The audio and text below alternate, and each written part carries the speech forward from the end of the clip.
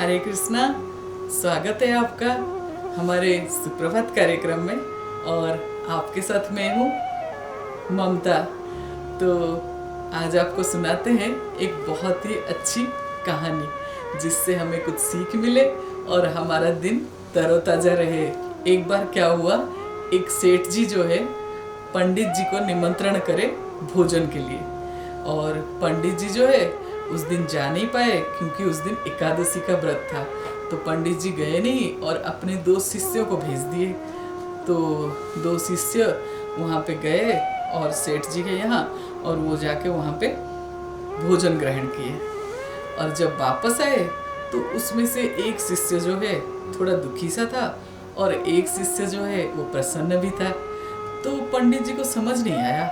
पंडित जी जो दुखी वाला शिष्य था उसको बुलाए और बोले कि क्या हुआ, तुम दुखी क्यों हो?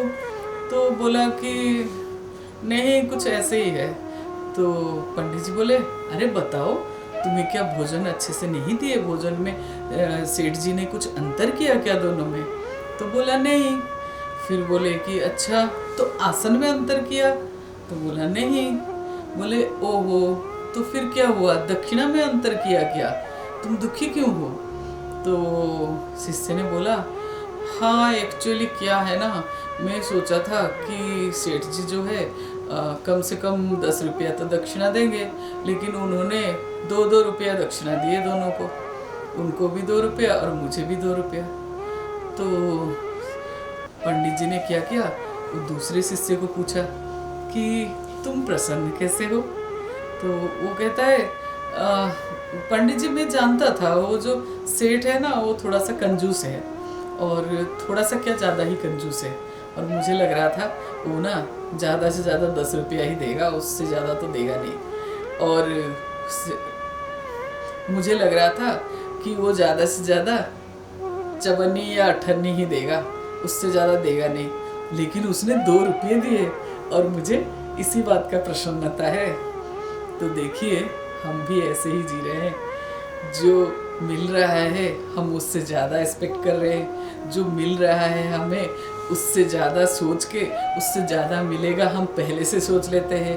अब जब नहीं मिलता है तब दुखी होते रहते हैं। तो इससे अच्छा तो जो प्रसन्न वाला शिष्य है उस तरह से रहना चाहिए, और उस तरह से रहेंगे तो हम कभी दुखी होंगे ही नहीं, क्योंकि हम सोचेंगे ही कम मिलेगा तो जो भी मिलेगा उससे ज़्यादा ही मिलेगा। लेकिन ये कम और ज़्यादा का पैमाना जो है ना, इसका नापदंड जो है ना, वो अंदाज लगाना मुश्किल है।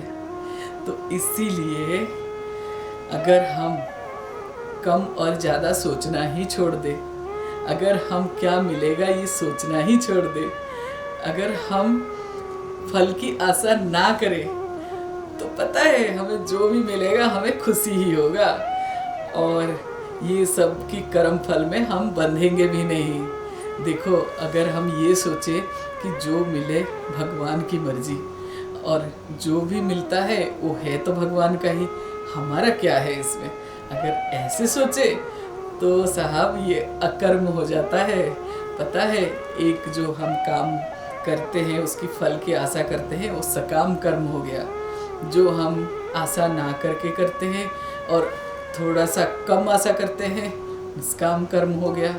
और इससे भी परे वो है अकर्म। देखो, जब हम अपनी कर्म से मिलने वाला फल वो सब जो है भगवान को समर्पित कर देते हैं, फिर तो हमें कोई कर्म बंधन में नहीं बंधना है। क्या है, तेरा तुझको अर्पण क्या लागे मेरा। समझ गए? क्या है कि आपने हमें इस धरती पर भेजा है भगवान, हम आपका नाम लेते रहेंगे, और जो भी मिले वो भी आपका, जो ना मिले वो भी आपका। तो इसमें फिर दुखी होने वाली कोई चीज़ ही नहीं है।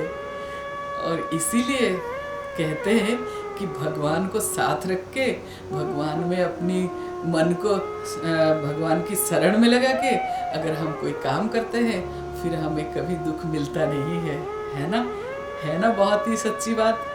तो आप भी एक बार सोच लीजिए कि भगवत गीता में कहाँ बोला है भगवान ने। बोला है ना, क्या बोला है? आपको सबको याद होगा। कर्मण्येवाधिकारस्ते मा फलेषु कदाचन। कर्मण्येवाधिकारस्ते मा फलेषु कदाचन। मा कर्म फल हेतुर्वा ते संगस्तवा कर्मणि। अर्थात कर्म करो और फल की आशा छोड़ दो। कर्म करना जरूरी है, क्योंकि बिना कर्म करे जीव रह नहीं सकता, मनुष्य रह नहीं सकता। लेकिन कर्म करना तो जरूरी है, लेकिन फल की आशा मत करो। ठाकुर जी के ऊपर छोड़ दो, प्रभु काम मैंने कर दिया, जो फल देना है अपनी खुशी से दे दो। देखना आप भी खुश रहोगे और आपका दिन भी खुश रहेगा। नहीं तो वो जो शिष्य दुखी था, ऐसे ही दुखी जिंदगी गुजर जाएगा, आप खुश हो ही नहीं पाओगे।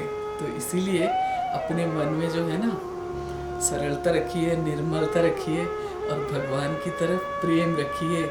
और ये हमेशा भरोसा रखिए कि भगवान जो करेंगे हमारे लिए अच्छा करेंगे, तो हमें कभी कोई दुखी नहीं हो कर सकता। ठीक है, तो आपका दिन शुभ हो और मंगलमय हो। हरे कृष्णा।